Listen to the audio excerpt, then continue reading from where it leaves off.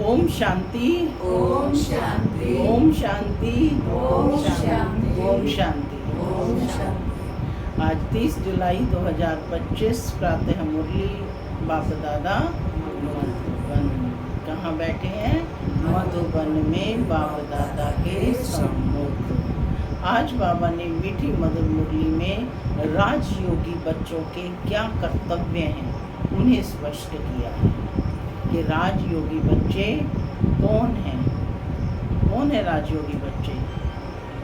जो राजा बनने की पढ़ाई पढ़ रहे हैं। तो उनका कर्तव्य क्या है? पढ़ाई पढ़ना और दूसरों को पढ़ाना। खुद भी पढ़ना है और दूसरों को भी पढ़ाना है।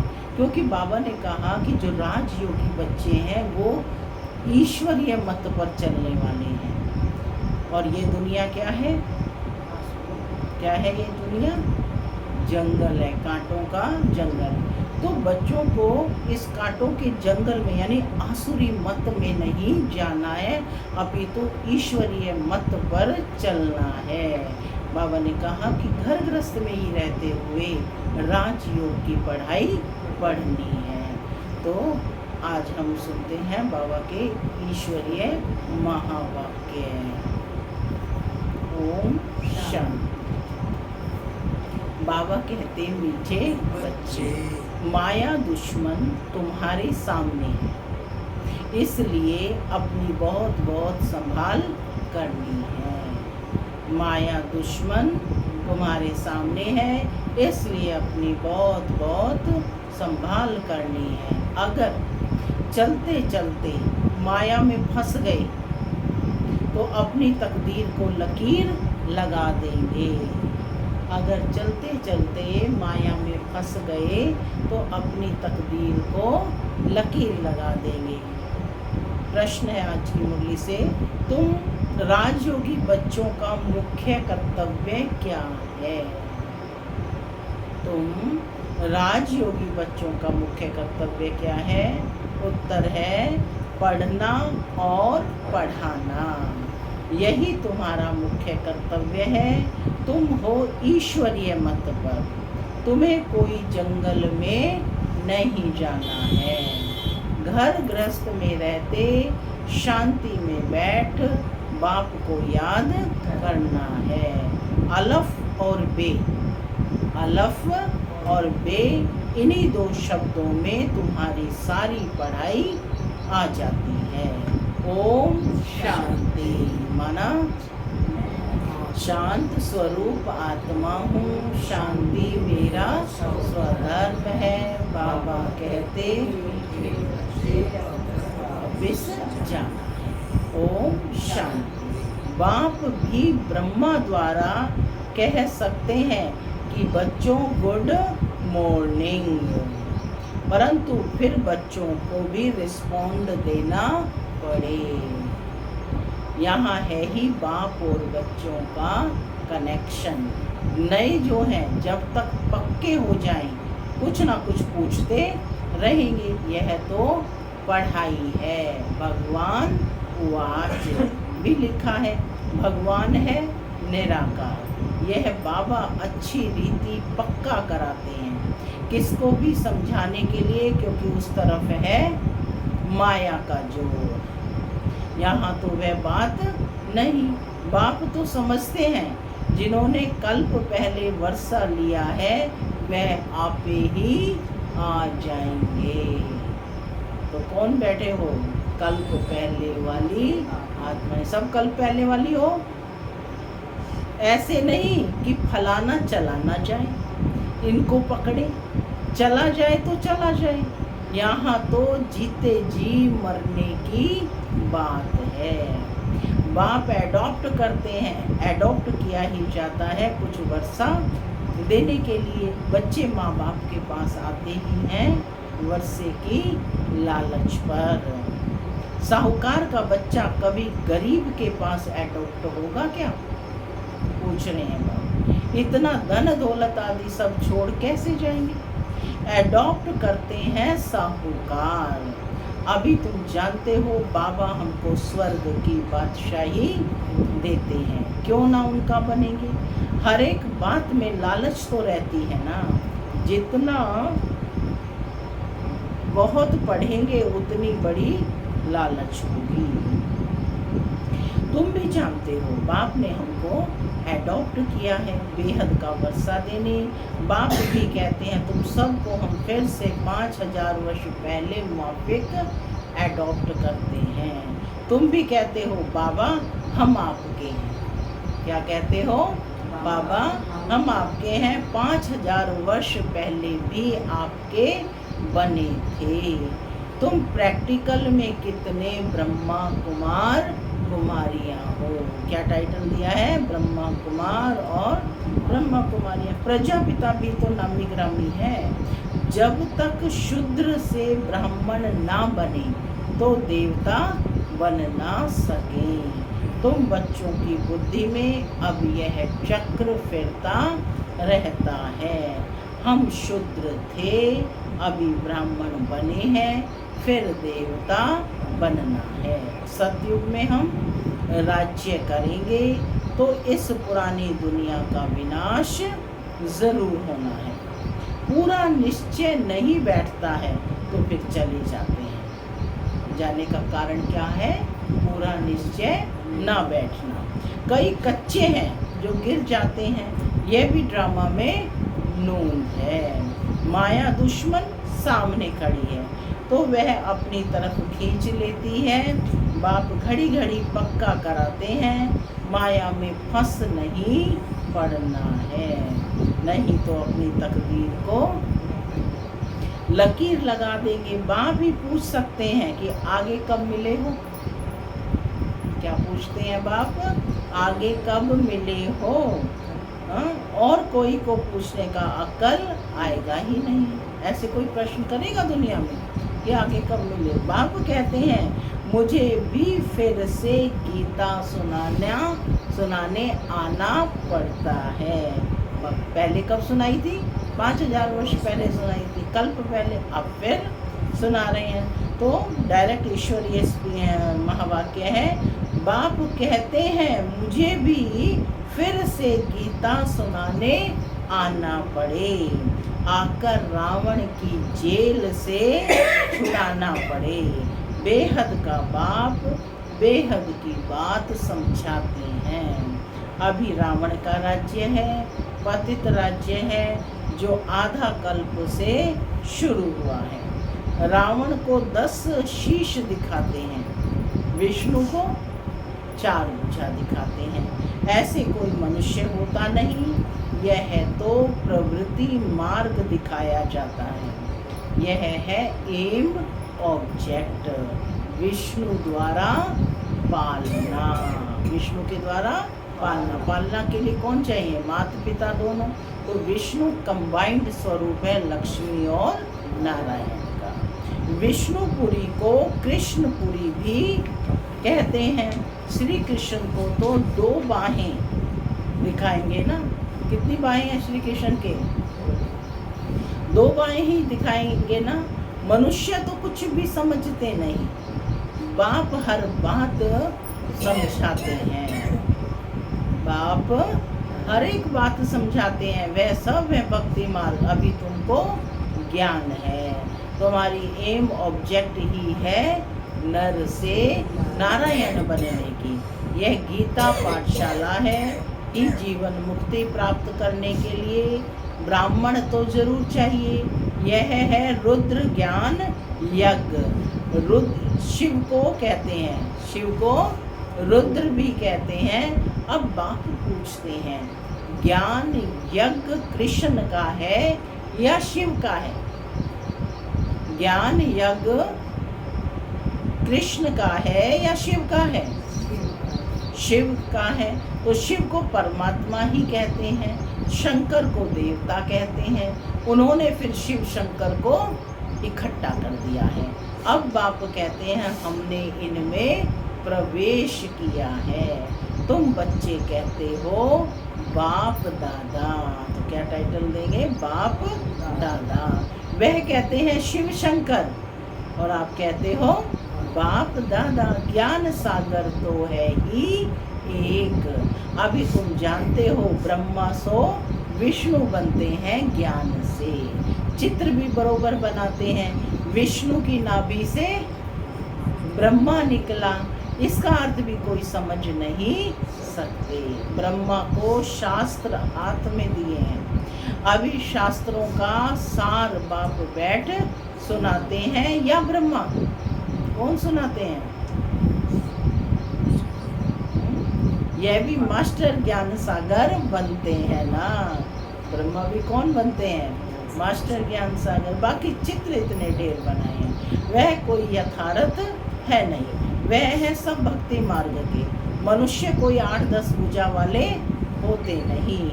यह तो सिर्फ प्रवृत्ति मार्ग दिखाया है। रावण का भी अर्थ बताया है। आधा कल्प है रावण राज्य अर्थात रात, आधा कल्प है राम राज्य अर्थात दिन। हर बात बाबा कहते हैं कि बाप हर एक बात समझाते हैं। तुम सब एक बाप के बच्चे हो। बाप ब्रह्मा द्वारा विष्णुपुरी की स्थापना करते हैं और तुमको राजयोग सिखाते हैं। जरूर संगम पर ही राजयोग सिखाएंगे। द्वापर में गीता सुनाई, यह तो रॉन्ग हो जाता है। क्या द्वापर में गीता सुनाई? यह तो रॉन्ग हो जाता है, क्योंकि द्वापर के बाद क्या आया? कलयुग आया। इतना ही बड़ा गीता का ज्ञान दिया और कलयुग आया। विचारणीय प्रश्न है, आज इस पर दिन भर विचार करना। बाप सच बतलाते हैं। बहुतों को ब्रह्मा का, श्री कृष्ण का साक्षात्कार होता है। ब्रह्मा का सफेद पोष ही देखते हैं। शिव बाबा तो है बिंदी। बिंदी का साक्षात्कार हो तो कुछ समझ ना सकें। तुम कहते हो हम आत्मा हैं। अब आत्मा को किसने देखा? कोई ने नहीं। वह तो बिंदी है, समझ सकते हैं ना। जो जिस भावना से जिसकी पूजा करते हैं उनको वही साक्षात्कार होगा। दूसरा अगर रूप देखें तो मूंझ पड़े। हनुमान की पूजा करेगा तो उनको वही दिखाई पड़ेगा। गणेश की पुजारी को वही दिखाई पड़ेगा। बाप कहते हैं हमने तुमको इतना धनवान बनाया। हीरे जवाहरों के महल थे, तुमको अनगिनत धन था। तुमने अभी वह सब कहाँ गंवाया? पूछ रहे हैं बाबा, बताओ कहाँ गंवाया? अभी तुम कंगाल बन गए हो, भीख मांग रहे हो। बाप तो कह सकते हैं ना, अभी तुम बच्चे समझते हो बाप आए हैं, हम फिर से विश्व का मालिक बनते हैं। यह ड्रामा अनादि बना हुआ है। हर एक ड्रामा में अपना पार्ट बजा रहे हैं। कोई एक शरीर छोड़ जाकर दूसरा लेते हैं। इसमें रोने की क्या बात है? सत्युग में कभी रोते नहीं। अभी तुम मोहजीत बन रहे हो। क्या बन रहे हो? मोहजीत। मैं आत्मा कौन हूँ? मोहजीत। मोहजीत राजाएं ये लक्ष्मी नारायण आदि हैं। वहाँ मोह होता नहीं, क्योंकि सभी किस में होते हैं? आत्मिक स्थिति में स्थित होते हैं। बाप अनेक प्रकार की बातें समझाते रहते हैं। बाप है निराकार। मनुष्य तो उसे नाम रूप से न्यारा कह देते हैं, लेकिन नाम रूप से न्यारी कोई चीज थोड़े ही होती है। हे भगवान ओ गॉड फादर कहते हैं ना, तो नाम रूप है ना।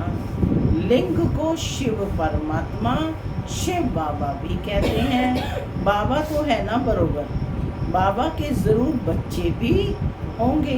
निराकार को निराकार आत्मा ही बाबा कहती है ना। निराकार को निराकार आत्मा ही बाबा कहती है कि वह मेरा पिता है ना। साकार का साकार पिता हो गया, इसी तरह से निराकार आत्मा का निराकार पिता। मंदिर में जाएंगे तो उनको कहेंगे शिव बाबा, फिर घर में आकर बाप को भी कहते हैं बाबा। अर्थ तो समझते नहीं। हम उनको शिव बाबा क्यों कहते हैं? बाप बड़े ते बड़ी पढ़ाई 2 अक्षर में पढ़ाते हैं। कौन से हैं वो 2 अक्षर? अलफ और बे। अलफ को याद करो तो बे बादशाही तुम्हारी है, माने बाप को याद करो तो बादशाही वर्षा तुम्हारा है। ये बड़ा भारी इम्तिहान है। मनुष्य बड़ा इम्तिहान पास करते हैं तो पहले वाली पढ़ाई को याद थोड़े ही रहती है। पढ़ते पढ़ते आखिरी तंत सार बुद्धि में आ जाता है। यह भी ऐसे है ना, बेसिक का सारा सार बुद्धि में रहता है, लेकिन एक एक चीज़ तो याद नहीं रहती ना। तो बाबा ने कहा पढ़ते पढ़ते आखिरी तंत यानी सार बुद्धि में आ जाता है। यह भी ऐसे है। तुम पढ़ते आए हो, अंत में फिर बाप कहते हैं मन मना भव, तो देह का अभिमान टूट जाएगा। यह मन मना भव की आदत पड़ी होगी तो पिछाड़ी में भी बाप और वर्षा याद आ रहेगा। मुख्य है ही यह, कितना सहज है। उस पढ़ाई में भी अभी तो पता नहीं क्या क्या पढ़ते हैं। जैसे राजा वैसा वह अपनी रस्म चलाते हैं। आगे मण सेर पाव का हिसाब चलता था, अभी तो किलो आदि का क्या क्या निकल पड़ा है। कितने अलग अलग प्रांत हो गए हैं। दिल्ली में जो चीज़ 1 रुपया से बॉम्बे में मिलेगी 2 रुपया से, क्योंकि प्रांत अलग अलग हैं। हर एक समझते हैं हम अपने प्रांत को भूख थोड़े ही मारेंगे। कितने झगड़े आदि होते हैं, कितना रोला है। भारत कितना साल्वेंट था, फिर 84 का चक्र लगाते लगाते इन साल्वेंट बन पड़े हैं। कहा जाता है हीरे जैसा जन्म अमोलक कोड़ी बदले खोया रे। गीत के बोल है ना ये, कि हीरे जैसा जन्म अमोलक कोड़ी बदले खोया रे। बाप कहते हैं तुम कोड़ियों के पिछाड़ी क्यों मरते हो? आज दुनिया धन के पीछे ही बस भाग रही है ना, तो भौतिक चीज़ों के पीछे इतनी भाग रही है कि आध्यात्मिकता पीछे छूट गई है। तो कहते हैं कि तुम कोड़ियों के पिछाड़ी क्यों मरते हो? अब तो बाप से वर्षा लो, पावन बनो। बुलाते भी हो हे पतित पावन, आओ पावन बनाओ।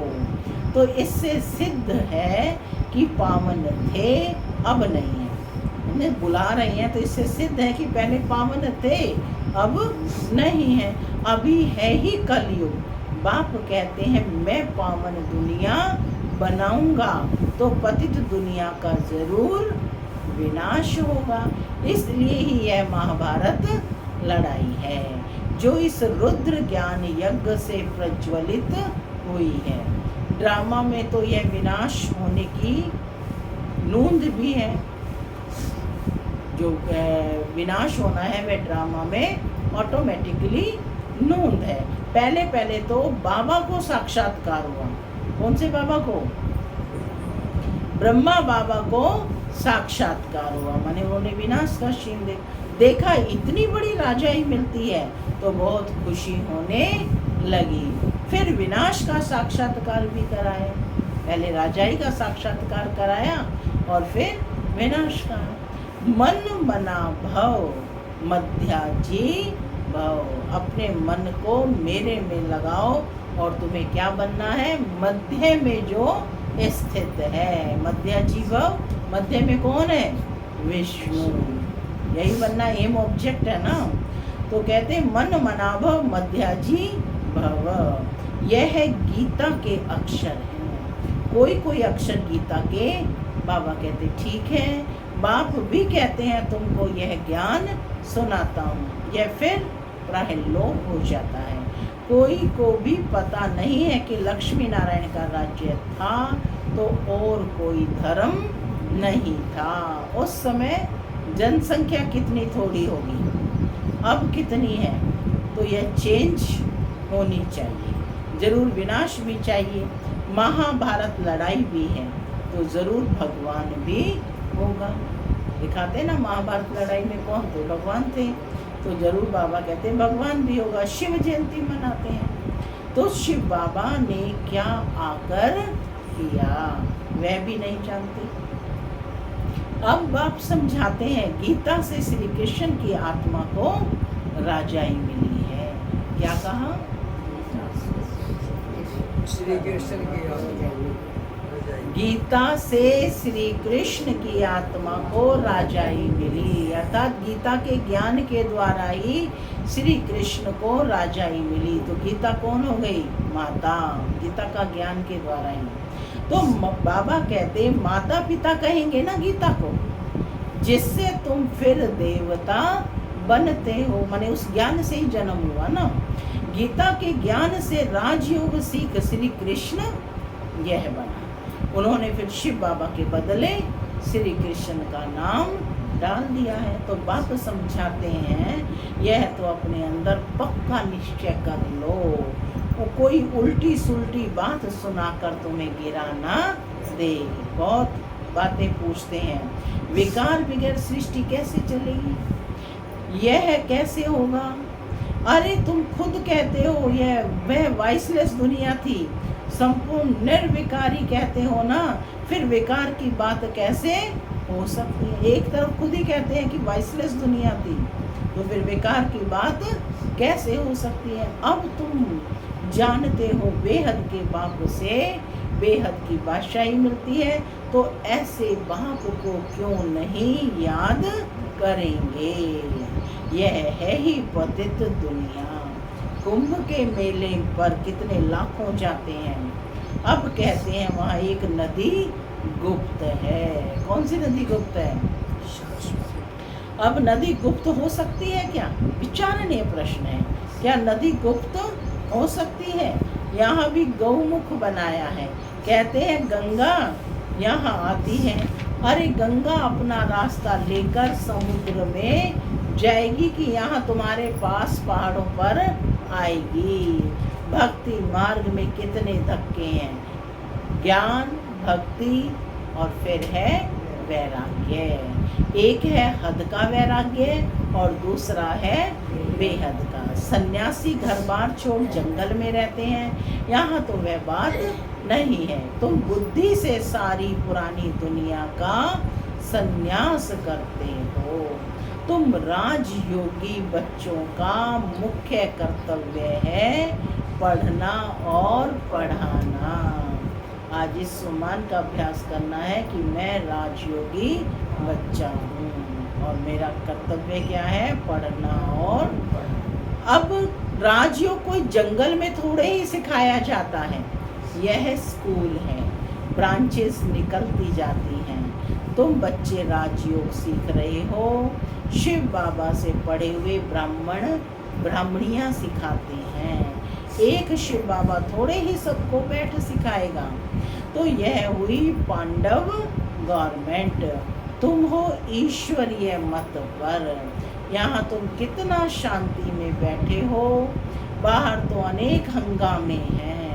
बाप कहते हैं 5 विकारों का दान दो तो ग्रहण छूट जाएगा। मेरे बनो तो मैं तुम्हारी सब मनोकामनाएं पूरी कर दूंगा। तुम बच्चे जानते हो अभी हम सुख धाम में जाते हैं, दुख धाम को आग लगनी है। बच्चों ने विनाश का साक्षात्कार भी किया है। अब टाइम बहुत थोड़ा है। क्या कहा बाबा ने? अब टाइम बहुत थोड़ा है, इसलिए याद की यात्रा में लग जाएंगे तो विकर्म विनाश होंगे और ऊंच पद पाएंगे। अच्छा, मीठे मीठे सिके लदे बच्चों प्रति माता पिता बाप दादा का याद प्यार और गुड मॉर्निंग। रूहानी बाप की रूहानी बच्चों को नमस्ते। हम रूहानी बच्चों की रूहानी माता पिता बाप दादा को याद प्यार गुड मॉर्निंग और नमस्ते नमस्ते। सदा रहो हंसते, बनो फरिश्ते, चलो धारणा के लिए मुख्य सार। पहला, बाप के वर्षे का पूरा अधिकार लेने के लिए जीते जी मरना है। एडॉप्ट हो जाना है। कभी भी अपनी ऊंची तकदीर को लकीर नहीं लगानी है। दूसरा पॉइंट, कोई भी उल्टी सुलटी बात सुनकर संशय में नहीं आना है। जरा भी निश्चय ना हिले। इस दुख धाम को आग लगने वाली है, इसलिए इससे अपना बुद्धि योग निकाल देना है। आज का वरदान है, विशेषता रूपी संजीवनी बूटी द्वारा मूर्छित को सुरजीत करने वाले विशेष आत्मा भव। हर आत्मा को श्रेष्ठ स्मृति की विशेषताओं की स्मृति रूपी संजीवनी बूटी खिलाओ, तो वह मूर्छित से सुरजीत हो जाएगी। विशेषताओं के स्वरूप का दर्पण उसके सामने रखो। दूसरों को स्मृति दिलाने से आप विशेष आत्मा बन ही जाएंगे। अगर आप किसी को कमजोरी सुनाएंगे तो वह छिपाएंगे, टाल देंगे। आप विशेषता सुनाओ तो स्वयं ही अपनी कमजोरी स्पष्ट अनुभव करेंगे। इसी संजीवनी बूटी से मूर्छित को सुरजीत कर उड़ते चलो और उड़ाते चलो। स्लोगन है, नाम मान शांत व साधनों का संकल्प में भी त्याग ही महान त्याग है। अव्यक्त इशारे संकल्पों की शक्ति जमा कर श्रेष्ठ सेवा के निमित्त बनो। निमित्त बने हुए बच्चों को विशेष अपने हर संकल्प के ऊपर अटेंशन देना चाहिए। अब आप निर्विकल्प निर्व्यर्थ संकल्प रहेंगे, तब बुद्धि ठीक निर्णय करेगी। जब आप निर्विकल्प निर्व्यर्थ संकल्प रहेंगे, तब बुद्धि ठीक निर्णय करेगी। निर्णय ठीक है तो निवारण भी सहज कर लेंगे। निवारण करने की बजाय अगर आप ही कारण कहेंगे तो आपके पीछे वाले भी हर बात में कारण बताते रहेंगे। ओम शांति।